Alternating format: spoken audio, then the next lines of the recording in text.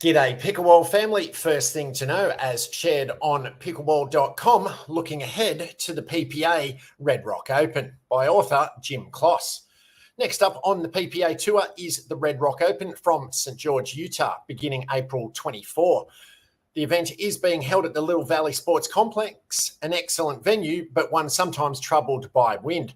The weather report is calling for at least moderate winds, which can lead to some upsets. Let's take a look at each draw to find some potential upsets and project the winners. Number 1, women's doubles. Annalie Waters, ALW, and Catherine Parento, CP, are still taking a break from the PPA Tour, as is Rachel Rohrbacher this week. So the top seed goes to Callie Smith and Anna Bright. Bright cruised to an easy gold medal last week in LA with Rohrbacher. The new pairing with Smith promises to be loaded with firepower. Expect them to play a full power style. The number 2 seed on the other side of the draw is Etta Wright, Megan Dizon. This pair is very steady, and typically they are very difficult to upset. So expect Wright and Dizon to make the finals from the bottom half. One possible long shot challenger to Wright Dizon is number 10 seed Millie Rain, Chao Yi Wang. This new pairing has a lot of talent and potential and could surprise. For a challenger in the top half to the number 1 seed, watch out for number 6 seed Mari Humberg, Georgia Johnson. The last time these two teamed up on the PPA Tour, they made a deep run to a bronze medal. They have a reasonable draw and are capable of another deep run. 2 women's singles with ALW and CP out. The top seed again goes to Mary Brasher. As we saw from the last 2 events, Brasher, while a fine player, is not a strong top seed, and thus a lower seeded champion is likely on the cards. Number 6, Caitlin Christian, looks strong enough to take the top half of this draw. In the bottom half, both number 2 seed Leah Jansen and number 3 seed Judith Castillo have reasonably good draws and could face each other in the semis. I have been expecting Christian to take a singles gold, and this may well be the week she does. 3 mixed doubles with ALW out. Ben Johns again shifts partners, this time back to Etta Wright. Ben took gold with Etta 2 events ago before settling for silver last week with Anna Bright. Ben looked a little out of sorts when paired with Bright, but his prior partnership with Wright went smoothly. Expect them to see them win again. However, they will be tested early, likely by number 14 seed Mary Brasher, Jaume Martinez-Vic, or JMV, in the round of 16. The number 2 seed has Anna Bright back with regular partner James Ignatowicz. Hopefully, James' shoulder injury is fully healed this time. Like every pickleball player with every injury, James tried to come back a little too early last time out. The number 3 seed is a new pairing of Federico Staksrud and Georgia Johnson. They should be a strong team, but drew a very tough, likely round of 32 opponent in number 29 seed Mari Humberg, Augie Ger. Humberg has had recent success off the PPA Tour, while Ger has been a hot new name, medaling often in recent PPA events. That expected round of 32 match is easily worthy of being a semi-final or even final match. Jack Sock returns to pair with Elise Jones as the number 9 seed. They have a fairly reasonable draw that could well see them play Bright and Ignatowicz in the quarters. For men's doubles, the men's doubles draw, as always, is extremely difficult. Ben and Colin Johns are the number 1 seed and deserved favourites. However, their path to the gold medal is littered with very strong players. If they win this week, they will have earned it. They will likely face number 15 seed Brandon French Wyatt Stone in the round of 16. Stone has beaten Johns in men's doubles before, and French is quite the talker on court, a trait that sometimes irritates Colin Johns. That match will be interesting. The rest of the top half of the draw is brutally tough. The number 9 seed is Andre Daescu, Gabe Tardio. That pair has already won a gold on the PPA Tour this year and is the best number 9 seed you will ever see. They are likely to face number 5 seed Connor Garnett, Christian Olshon in the round of 16, which again is a match that if it was the final would surprise no one. The winner of that match likely will play number 3 seed Federico Staksrud, Pablo Tellez in the quarters. Staksrud and Tellez are rumoured to be breaking up their long-time partnership, but are certainly strong enough to be a threat for a medal in this event. The winner of that quarter-final would then likely face Ben and Colin in the semis. Also in the top half are potential upset pairs like number 18 Jack Sock, Colin Schick, and number 11 AJ Kohler, Augie Ger. Quite the difficult road for whoever comes out of the top half. The bottom half of the draw is much easier than the top half. The number 2 seed is JW Johnson, Dylan Frazier.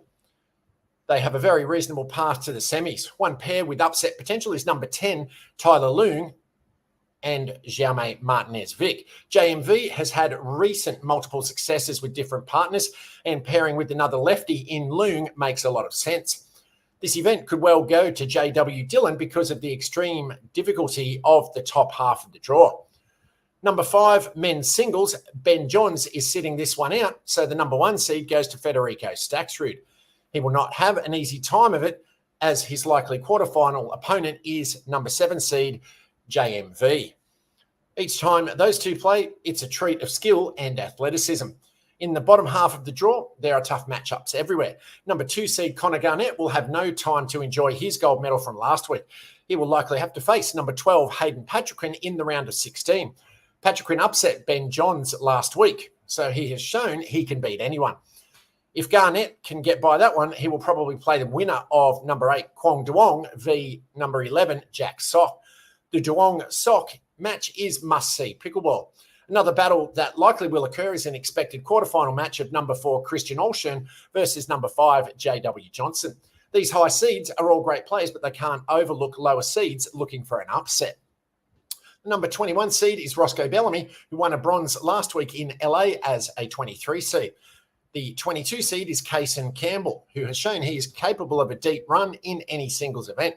The number 23 seed is Yates Johnson, another player who's demonstrated singles skill at a high level. Those 3 low seeds will all be upset hunting. I think we will see a different winner this week, maybe JMV or JW. Thanks ever so much for making it this far into the update. Please be sure to hit subscribe and like, comment and rate on the platform you're watching or listening to it on, so this and future episodes can be found by and shared with other fellow pickleballers. Second thing to know, as shared on the app.global, golden ticket tournaments unveiled for 2025 USAP Nationals. The Association of Pickleballers, APP, alongside the sport's national governing body, USA Pickleball, USAP, have unveiled the first 3 opportunities to earn a golden ticket to the 2025 USA Pickleball National Championships. This fall, players at the 2024 APP Tour events in Dallas, October 9 through 13, Newport Beach, October 23 through 27, and Boca Raton, November 6 through 10, all have the chance to secure their spot for USAP's premier event in 2025.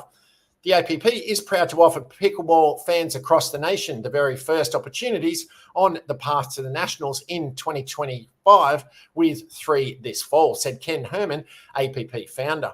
We're excited to build on our partnership with pickleball's national governing body and look forward to hosting more world-class events to help APP players achieve their goal of competing at the USA Pickleball Nationals in 2025. We are thrilled to continue working with the APP Tour in 2025, designating 3 of their events as golden ticket tournaments, said Jose Marino, USA Pickleball Chief Marketing and Strategy Officer. The APP has been a fantastic partner, and their tournaments provide an extremely high caliber of quality, player experience and competition. These 3 tournaments across the country will serve as fantastic stops along the path to Nationals next year. Players across all ages and skill brackets who earn a gold medal at USA Pickleball Golden Ticket designated events will secure their spot to pre-register for the 2025 USA Pickleball National Championships. The APP Tour's return to the Lone Star State will be a golden one, with the APP Dallas Open kicking off the late fall schedule. 2 weeks later, the APP Tour returns once again to Newport Beach for the 2024 APP Southern Californian Open, and pickleball players can also take their shot at gold in November at the APP Tour's penultimate event of 2024, the APP Boca Raton Florida Open. Third thing to know, as shared on the Dink Pickleball newsletter, permanent pickle in Central Park. Last year, a pickleball experiment in Central Park saw courts rolled out in Waldman Rink as an off-season activity. City Pickle brought 14 courts into the heart of New York City, creating a one-of-a-kind experience that attracted more than 56,000 players. Well, consider the experiment a success. This year, City Pickle will resurface the courts to create a permanent pickleball surface As part of a 3-year deal, the rink will be used for pickleball in the warmer months and revert back to an ice rink in the winter.